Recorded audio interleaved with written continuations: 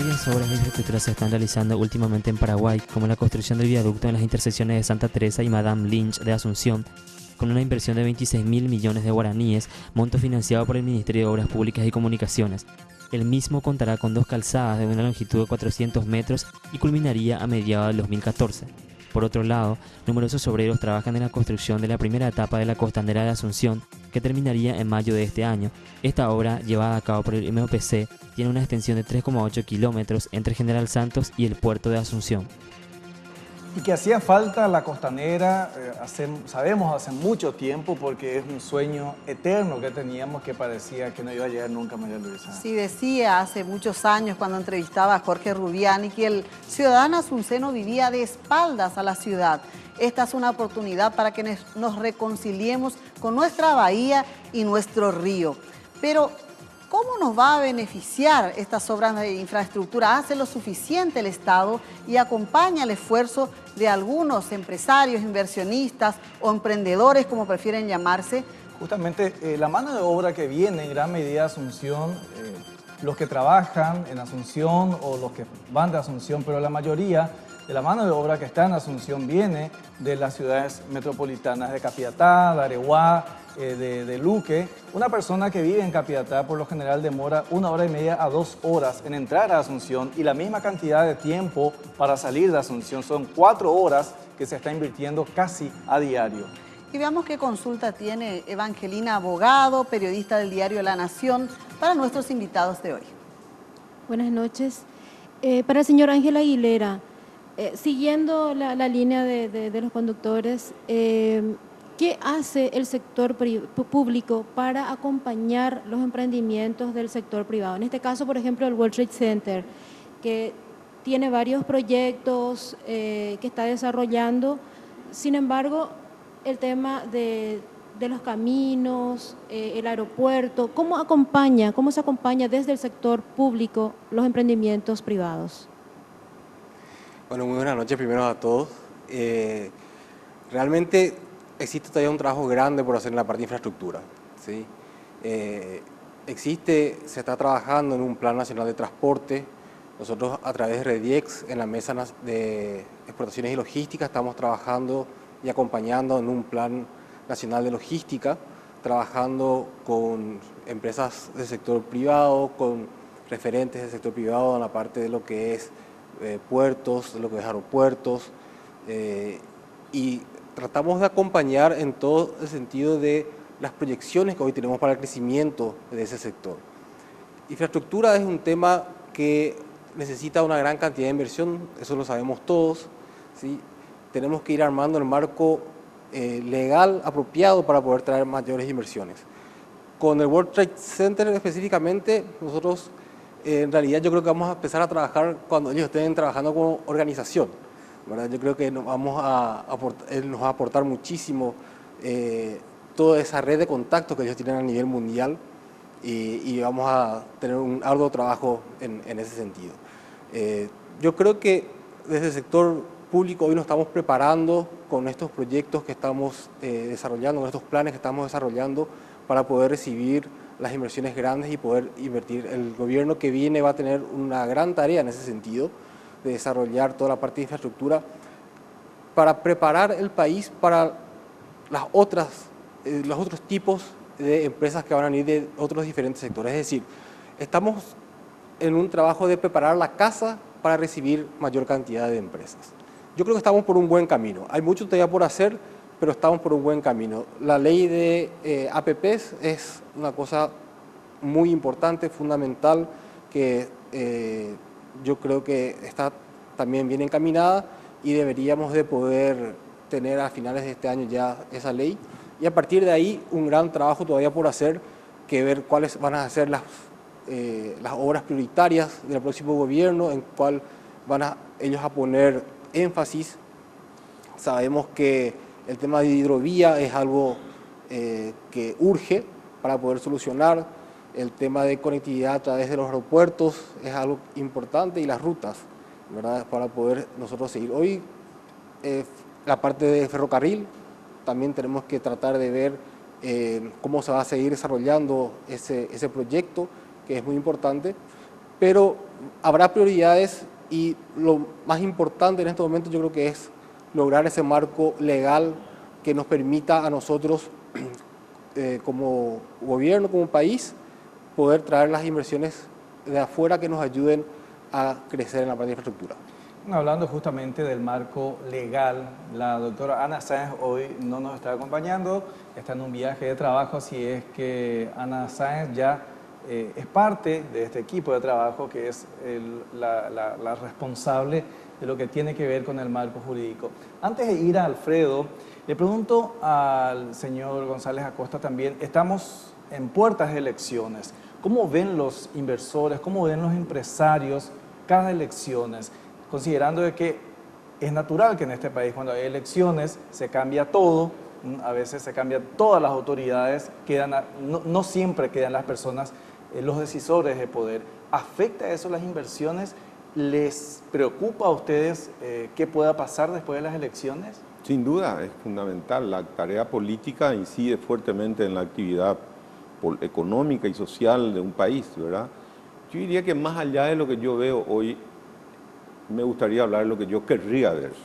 Querría ver una clase política muchísimo más comprometida con el país, con los problemas fundamentales del país, con la pobreza, con el problema de infraestructura, con la inversión de capital humano, con la posibilidad de darle oportunidad a ese chico que hoy vive en un asentamiento, que son más de 1000 asentamientos en nuestro país, que le dé la oportunidad de acceder a la educación, que le dé la oportunidad de acceder a la salud, que le genere las condiciones de tener un empleo de calidad y un empleo digno. Eso tienen que ser los objetivos prioritarios de toda la clase política, porque ahí no hay una cuestión ni partidaria, ni de colores, ni ideológica.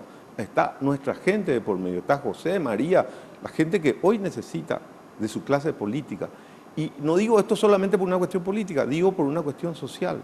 No es justo que hoy tengamos una población, 40% de nuestra población excluida de todo. No es económicamente razonable, estamos perdiendo talento. ¿Cuántos talentos estamos perdiendo hoy en millones de jóvenes paraguayos que no tienen la posibilidad de desarrollar su capacidad y su inteligencia? Para mí, yo espero que la clase política se ocupe seriamente de esos problemas que son esenciales. O si no, no vamos a aprovechar esta buena oportunidad que tenemos como país produciendo alimentos para todo el mundo. Si nosotros no convertimos esas oportunidades en un desarrollo genuino que incluya a la gente, no es sostenible ese crecimiento. Entonces, eso yo espero de los políticos. Alfredo. ¿Qué tal? Buenas noches. Quiero hacer algunas apreciaciones respecto a lo que dejó picando Víctor González recién.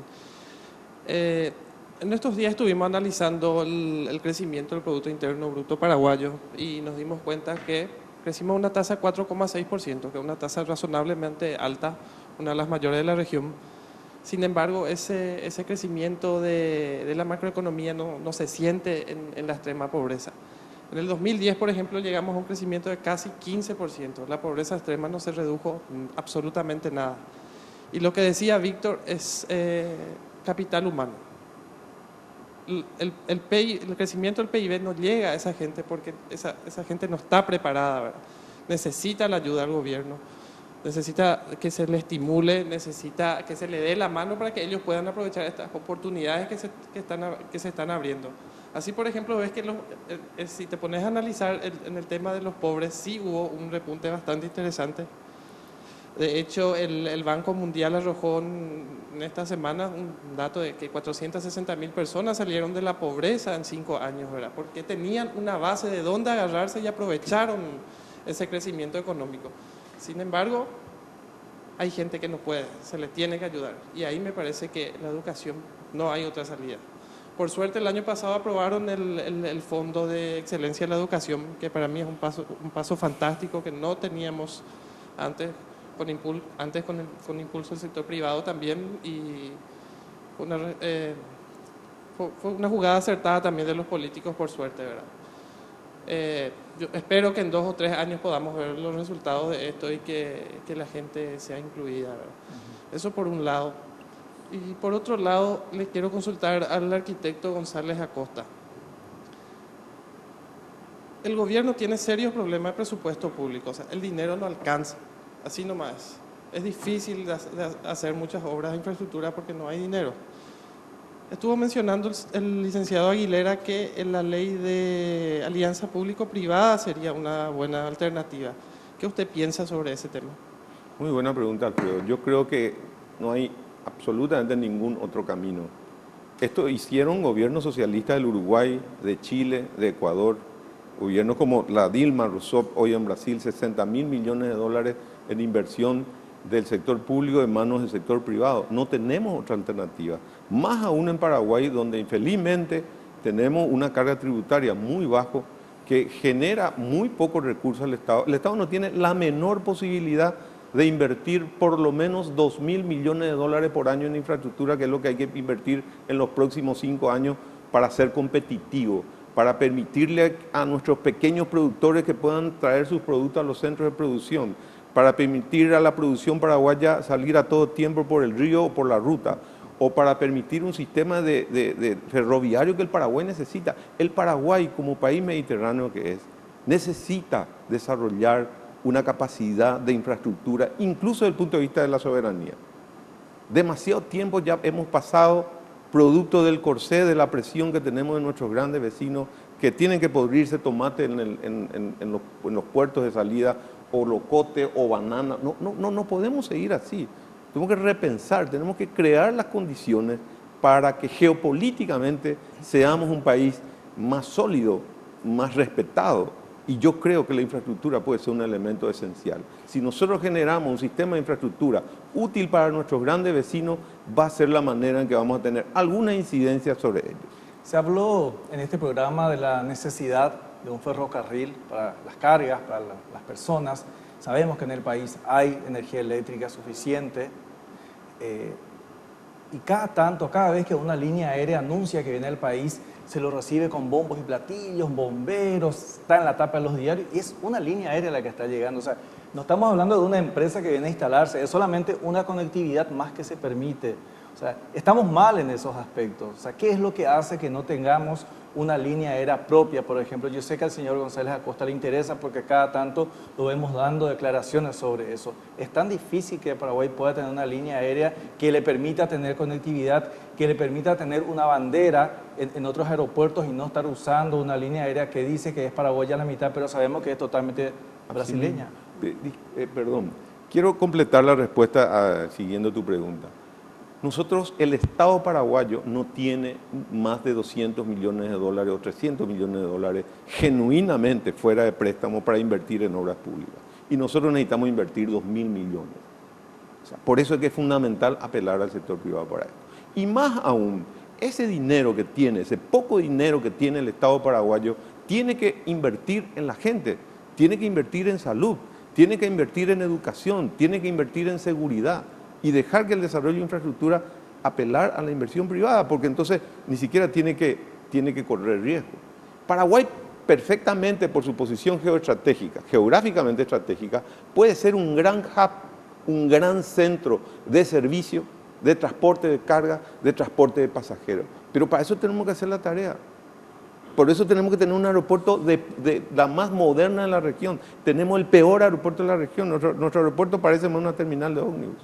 Cuando uno va a Montevideo y baja en ese aeropuerto, te da vergüenza, ¿verdad? ¿Cómo es que nosotros, que somos mediterráneos, necesitamos muchísimo más?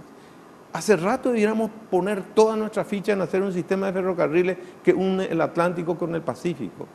Ahí vamos a construir nuestra fuerza como país.